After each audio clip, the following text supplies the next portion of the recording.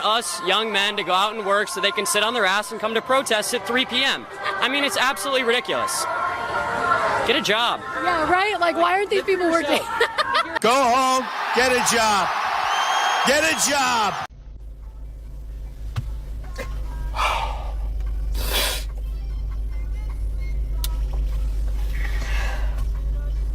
Y'all,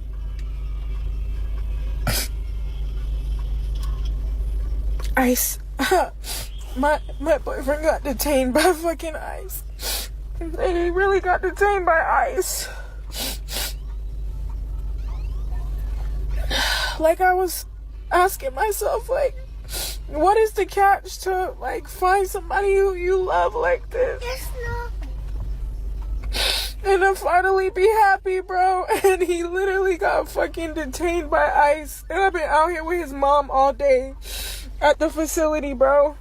It's like a facility that is a trap. It was telling people who are like foreign and shit that they need to like come to this place about their papers. And they literally just took. So I just got in the car and that song was playing. Don't worry about a thing. As soon as I turn the car on. So I'm gonna take that as a sign. Y'all, like, I'm not okay, bro. Like, I'm really, really, really not okay. The old bait and switch. But the real bait and switch is how the Democrats told people they should come here and start families while also failing to mention that it was illegal for them to do so and at any moment they could be separated from their families. To be honest though, I can understand from a masculine perspective because I have a family, and if I thought that I could provide them better opportunities by coming to America, I would probably do it too. But I would also understand that it's illegal, and if I get caught, there are consequences. Congratulations, you played yourself. Mass deportations have begun. The only ones that should be deported are the white people because no white people actually belong in this country. So where are you going? Got him. Hey, this is a message to all those who are protesting as a Mexican American or a Chicano, whatever, myself. The way you guys are protesting is not right. Burning the American flag, stealing a cop car, like that, all that shit, that's all extra, bro. That's actually, you're actually making yourself look bad, making everybody look bad, making so-called the raza, or what you're fighting for, the cause, bad, bro. That shit is embarrassing, bro. Like, mejor like stay home and shit, that shit, bro. Like, honestly, like, you just, it's doing too much, bro. Like, that's not the right way, bro. I'm for the protest, but do it the right way.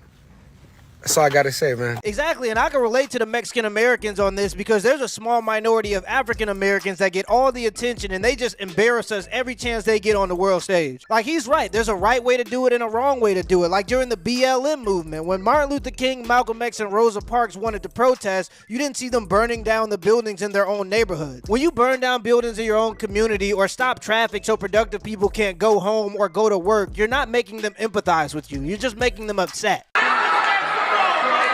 No, this ain't Mexico. It used to be Mexico, motherfucker, and now it's Phoenix, goddammit. USA, USA, USA. I bet you don't leave here and go to Mexico, motherfucker. Motherfuckers think they can live in this country and then still be allegiance to another fucking country. If you love Mexico, bitch, get the fuck over there. Oh, say, can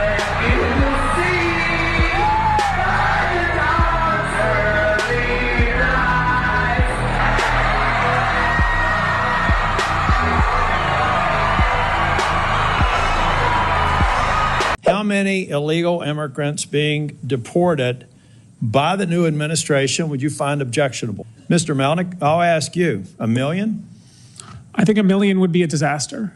2 million? I think that is enough that would have severe negative ramifications. I'm not reading what Trump intends to do. I'm reading exactly what President Barack Obama did. Yeah. So you said President Obama was immoral and inappropriate to deport those 1 million people. Is that what I heard you say? There were many people that were deported yes, under his administration that should not have been. Yes. Look, I would really appreciate it to say, if you would go out on social media and say that the President Obama did a horrible disservice to those people he deported, and he's as wrong-minded as every other Republican who said we've got to secure the border, deport people. Because You can't have one being okay and the other one not being okay. Now, look, I got my criticisms of Donald Trump, just like I got my criticisms of every other president, but it's obvious to me, even as a black American, that the media is just trying to use these deportation incidents as a way to try to make Donald Trump look racist. The only problem is Obama deported more people than Donald Trump, so the criticisms don't stick and they just seem contradictory. This is called a prime minister shuffle. And that's called a prime minister shuffle because it looks good but it doesn't do anything. It's true, though.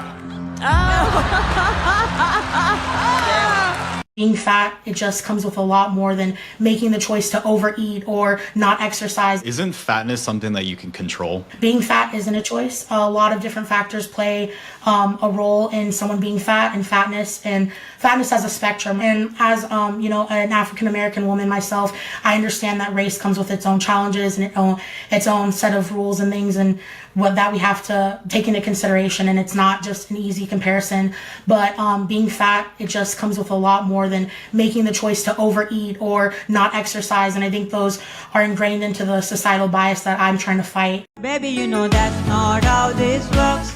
No, that's not how this works. Being black isn't a choice, but being so obese that you can't wipe your own butt is definitely a choice. Almost nothing is guaranteed in life, but being fat is such a choice that if you make the right choices, you're guaranteed to lose weight. It's okay to be fat, but it's not okay to stay fat. And it's definitely not okay to promote it as something that's positive.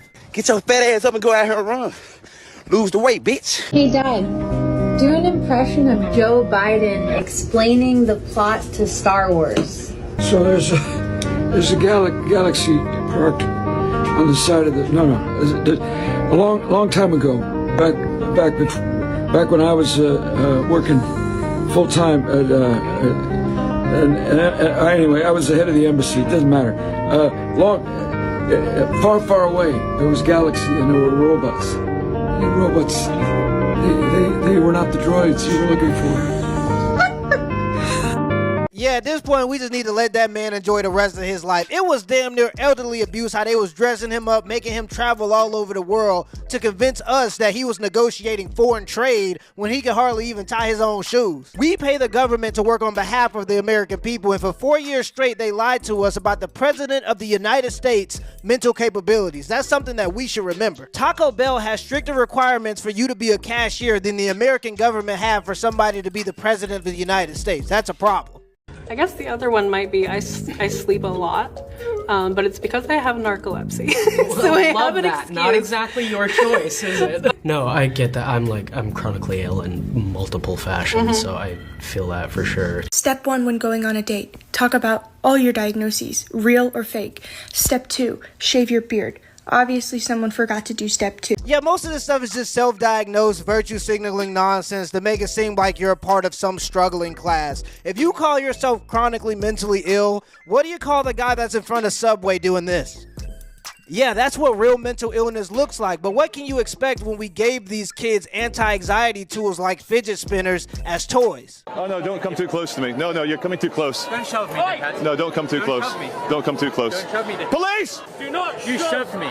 Anyone. Hang on. Yeah, there it is. Get back. Get back. Stand back down. Sorry. Stand back. He's filming us. No. I'm just trying to stop him filming us. You saw him shove me. You were walking towards him. Immediately, if he feels in fear, he has pushed. You all saw him shove me twice. You all saw him shove me twice. This is disingenuous. Well, please, your stick's too scary to me. Please. Please. Please, don't put a stick near me. It's not. Look, he's still filming us now. It's a free country, madam. Madam? Is it madam? It's a free country, madam. I think. Please don't put the stick near me. I get PTSD about big sticks. I've had violent incidents in the past. Please don't. Please don't. So have we. Anyway, thank God for the police in this country to protect us from angry left-wing demonstrators. Oh, please, the stick, not the stick again. You're a very big woman. I'm very sorry. You are. No, I'm not. I'm 6'5", bro. All the best, lefties. All the best. I hope you get to change the law that women can have penors or whatever it is you're looking for.